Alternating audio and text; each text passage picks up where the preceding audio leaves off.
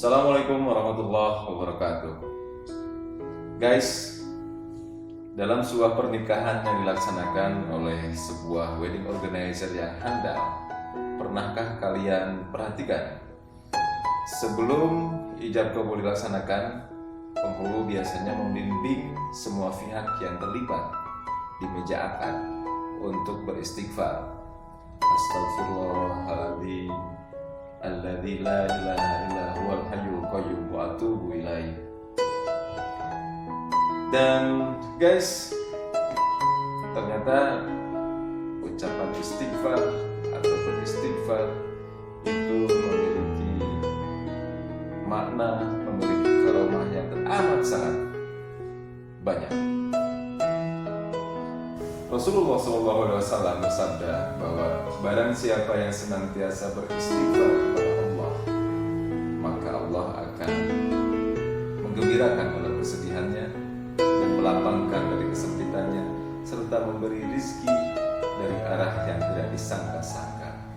Hadis riwayat Abu Daud, Ibnu Majah, dan Ahmad.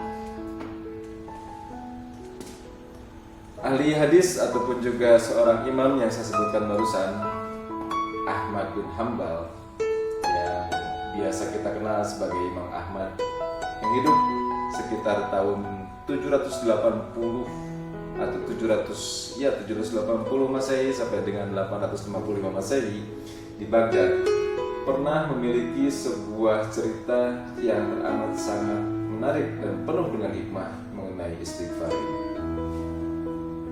Guys, Imam Ahmad bin Hanbal suatu ketika usianya sudah menjelang lanjut usia, tiba-tiba dia memiliki keinginan hasrat yang teramat sangat kuat untuk berangkat ke Syam. Padahal dia tidak punya tujuan apapun di kota Syam tersebut. Dia tinggal di Baghdad. Dan perjalanan dari Baghdad menuju Syam dibutuhkan waktu yang berhari-hari dan teramat lama. Namun demikian, Imam Ahmad tetap berjalan menuju ke kota Syam.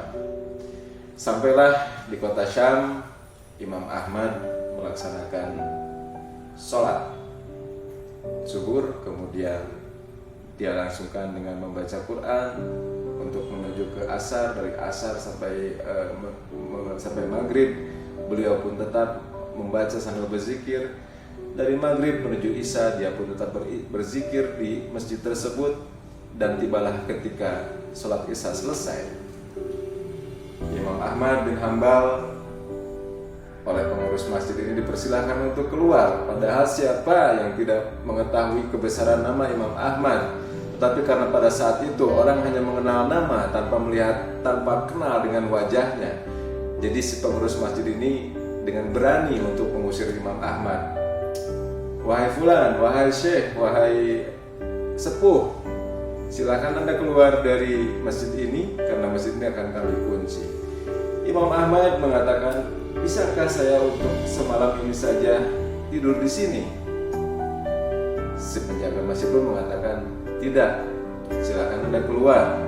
Lalu Imam Ahmad itu keluar, dia mencoba untuk beristirahat di selasar masjid di luarnya, tetapi tetap oleh sang penjaga masjid itu Imam Ahmad diusir.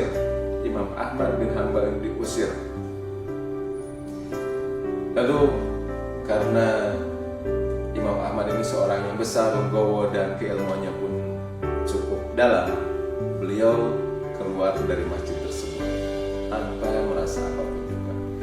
Kemudian ketika Imam Ahmad keluar dari masjid, datanglah seseorang menghampirinya dan menawarkan untuk beristirahat di tempat dia. Ternyata orang tersebut adalah seorang pedagang roti dan pembuat roti. Dia pun menawarkan, wahai sepuh, wahai syekh, silakan Anda boleh beristirahat di toko saya. Sampai besok pagi Anda boleh melanjutkan perjalanan Anda. Maka Imam Ahmad pun datanglah ataupun juga menerima tawaran tersebut.